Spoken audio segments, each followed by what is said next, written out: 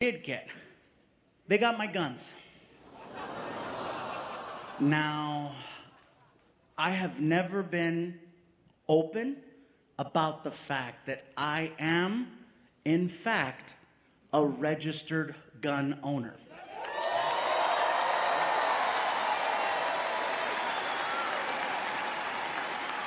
Relax, Florida.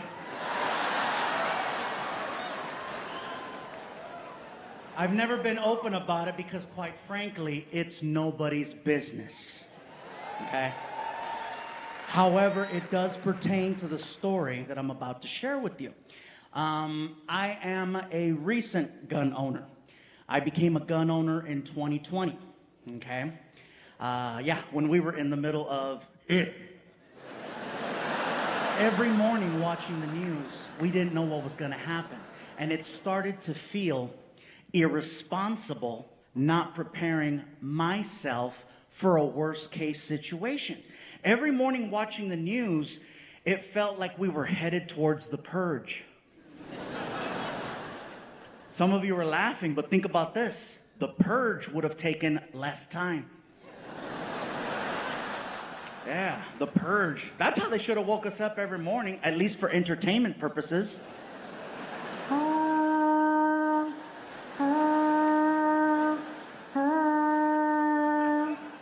I'd like to thank you for your participation in the pandemic. The local time is 7:45 a.m.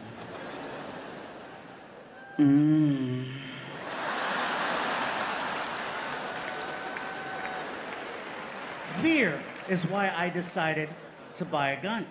I was afraid, and I got no problem saying that. I was scared. We didn't know what was gonna happen.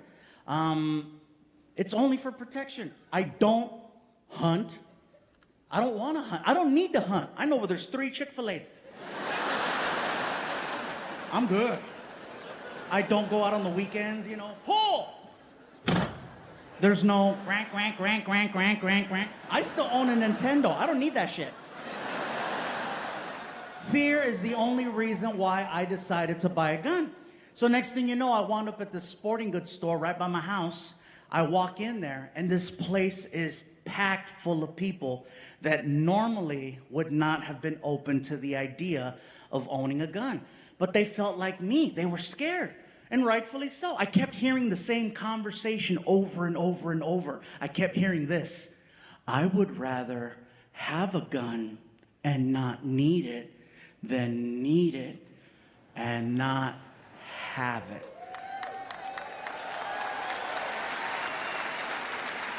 And I don't care where you're from, that makes a lot of sense. And I was not about to let politics interfere with my personal safety.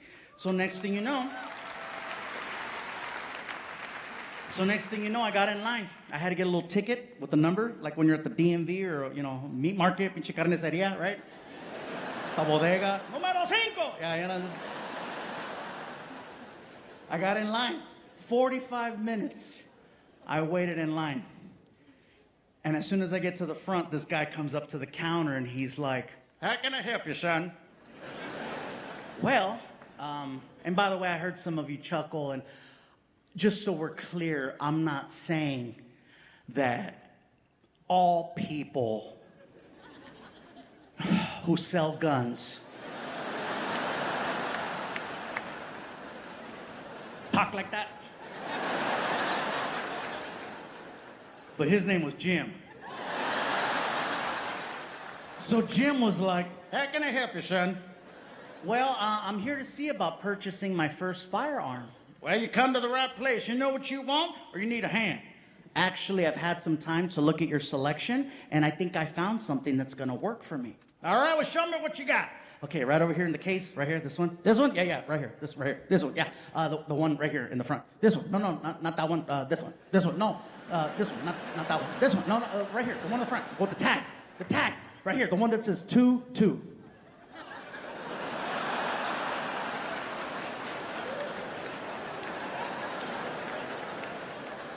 I'm sorry. Did you just call that gun a 2-2?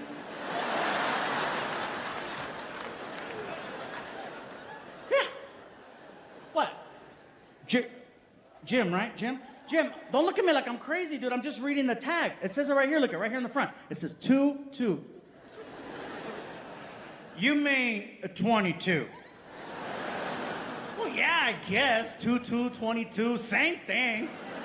Son, I hate to break it to you, but there's a big difference between a 2-2 and a 22. But hey, this is California, so whatever floats your boat, son, all right? Now, is there any particular reason why you have selected a choo-choo? Well, as impressive as your selection of guns here is, I recognize a lot of them from movies. It's a bit much for me. I'm very simple. This gun looks very manageable. It's small, and, you know, it looks easy. Plus, it's on sale. You know what I mean? And I mean, come on, man. A gun's a gun, right?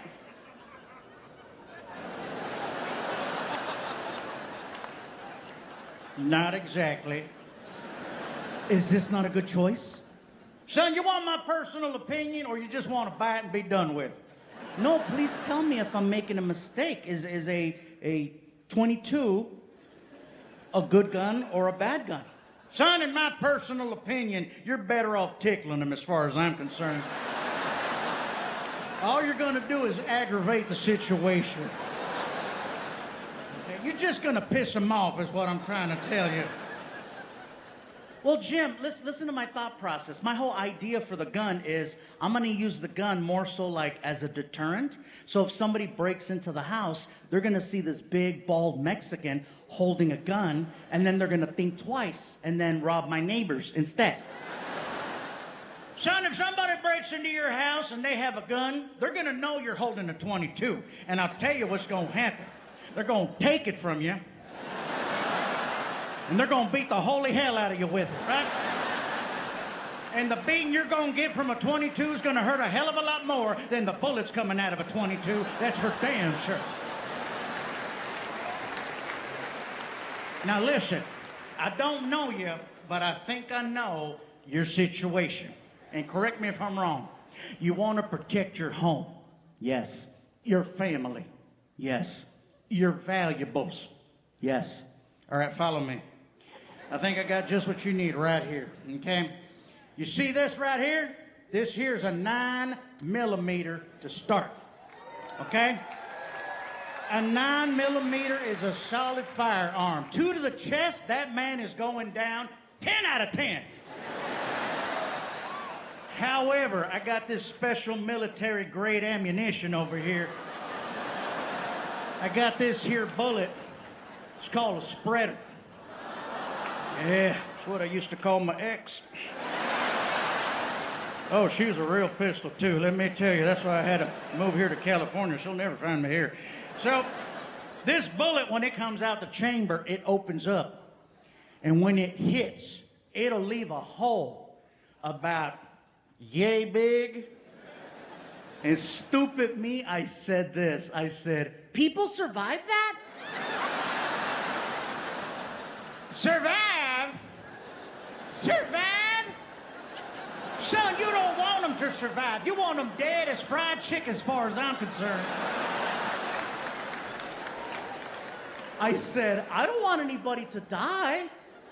You don't want anybody to die? You guys hear that? You hear that? He don't want anybody to die. Yeah. Oh, yeah, you know who he voted for.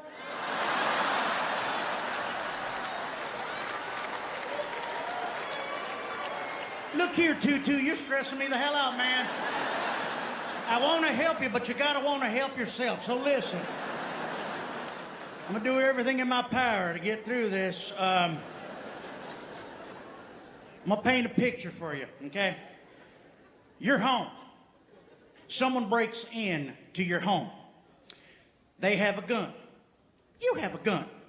You have already told this person to leave or you will shoot. And they're not leaving. Matter of fact, they're doing the complete opposite. They're getting closer and closer and closer and closer. Now they're so close you can see the whites of their eyes. This individual is standing directly in front of you. You can see each other. This individual is prepared to do whatever it takes to leave with whatever they want, including taking your life. My question to you is, are you prepared to do the same? Are you willing to protect your family, your home, your valuables, and most importantly, yourself in this situation? What are you gonna do?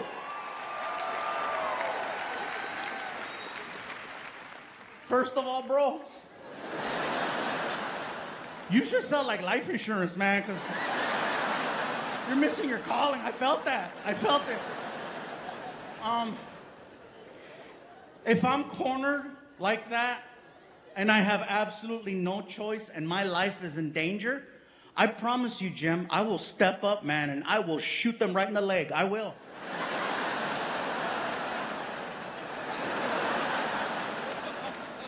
You really think you're gonna hit the leg, Mr. First-Time Gun Owner? Hey, if I buy that bullet you're trying to sell me that covers that much, up close, I could hit a leg. 2 steps closer, I'll shoot him in the huevos. I will, dude. I'll hit a pelota. I will. No more babies, man. All right. You don't got to get graphic on me now. Son, you know what's going to happen if you shoot someone in your home, in the leg, and they live? Yeah, I know what's going to happen. I'm going to sleep better knowing I didn't take a life. And I was able to protect my home, my family, and my stuff. That's what's going to happen. Clearly, you're a Disney fan. That's about the biggest fantasy I've ever heard right there. Son, I would ask you if you knew, but clearly you don't, so I'm not going to waste my time spinning my wheels on this one. I'm just going to call it like it is. If you shoot someone in your home and they live, they can come back and sue your ass. That's right. And here's the kicker.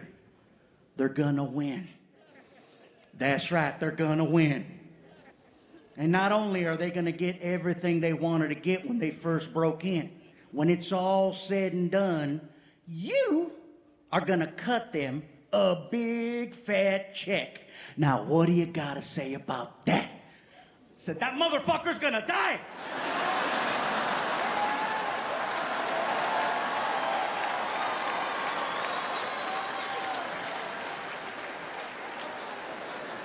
He got excited. Now we're talking.